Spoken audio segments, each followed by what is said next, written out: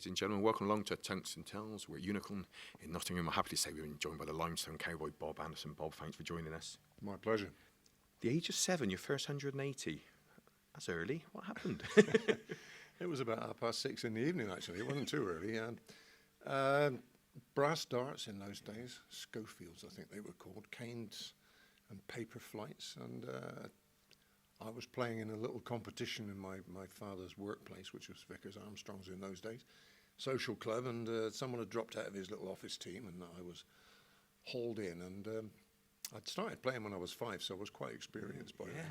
And I managed to slot a 180, but I can remember putting the first one in the middle and then having to move to the right and then move to the left to accommodate the 3 darts, because they were a lot bigger than the darts we use today. So, I mean, for a 7-year-old, did it mean anything to you? Yeah, I got a lot of bottles of Coke bought for me and things like that in those days. But I remember that one probably better than I remember the ones I got last night. So at a young age, of course, you played a bit of football, and of course javelin. I believe you was quite a handy javelin thrower. Well, yeah, I was training for Mexico Olympics with the late Ron Pickering. Would come down from London twice a week with Tom McNabb to work with me, and injury, I'm afraid, robbed me of a performance at Olympian level, but there you go. Yeah. And then when you turned professional, it didn't take long, then all of a sudden you're collecting major trophies. In the mid-80s, then for a few years you really pushed on then, Bob. Yeah, it was certainly a purple patch for me from sort of 86 onwards. I started winning some pretty big titles, and funnily enough, I started playing golf about then, and I can remember my peers at the time saying, "What are you doing playing golf? You must be mad." And then I started winning things, and they went out and bought golf clubs quite quickly, I seem to remember, after that. What it did was it improved my concentration levels. Yeah, and of course the 3 Masters, 1980, 86, 87, your old buddy John Lowe, and again in 1988. So 3 on the trot. That takes some doing, because in those days, I think the Masters, that was a floor event, wasn't it? It wasn't, just the top 32 in the world. That's right. It started on the floor on the Friday, 256, and off we go. And I can remember my first appearance in the Masters was in '79, and I lost to John Lowe in the last 16. Yeah.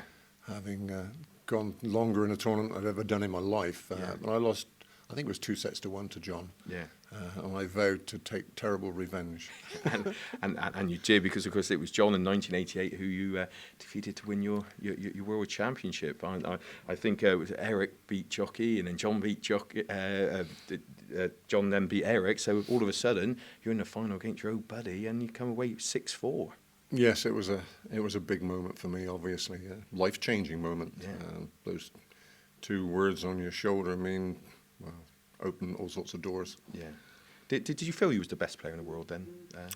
I did at that time. I was going through a patch where I was doing a lot of practice. Yeah. And instinctively that you're playing well. So I went into every tournament feeling good and feeling confident.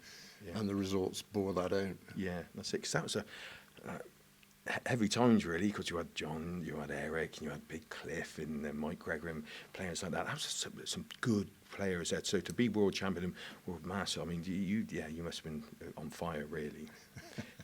Yeah, on fire. Yeah, that's probably. I think there's probably 1 or 2 of them wished I had been on fire. Yeah. So a few years later, you have the honour of captaining England. That must have felt good. That was the pinnacle, in my opinion. To be asked to play for your country is one thing, but to be asked to captain the side came out of the blue. I didn't expect it, and I led out a team that was only missing one name, and that name was Eric Bristow, because Eric was going through a bad patch with dartitis and what have you, and he was excluded from the squad, but I was saddened by that. But every other name you can think of was there, and I was skipper.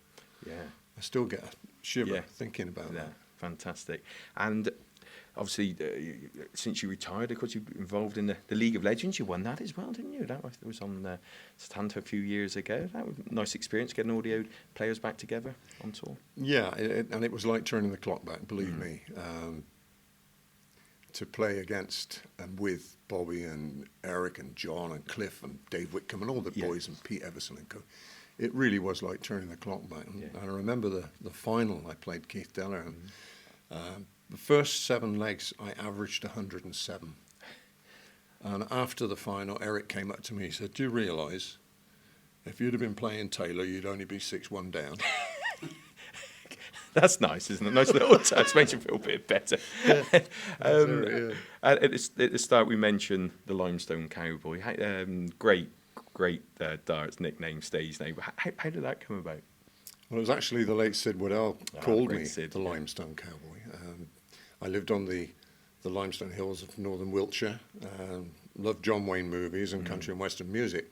And in 1984, I decided to start wearing country and western shirts. Took me a lot of nerve to come out of the dressing room, I might tell you, and I took some stick when I did. But then I won the tournament. Yeah. So it stuck, and Sid said, "Hey, here's the Limestone Cowboy." But he also called me Clint Plywood once or twice. Great line. Wootton Bassett's answer to Burt Reynolds was coined once, I seem to remember. Fantastic. So, what is life? How do you feel your hours at the moment? I do know, obviously, done a fair few exhibitions and still playing great, Bob, I will say. And anything else filling your time? Well, I'm playing a fair bit of golf, which keeps my waistline, such as it is, down. And I have a need for competitive satisfaction. I cannot just go out and play golf. I've got to be playing for something. I don't care if it's only a beer or 50p or whatever. There needs to be that competitive edge, and that's what keeps me going. I still play Super League, West of England Super League, and in North Somerset, and the boys are out there to nail me if they can. I've got to keep reasonably sharp. Thank you, Bob. Thanks for your time now. Ladies and gentlemen, that's the Limestone Cowboy Bob Anderson. My name is Paul Starr, in association with Unicorn, helps Tungsten Tales, keeping you at the sharp end of world darts. Thanks for joining us.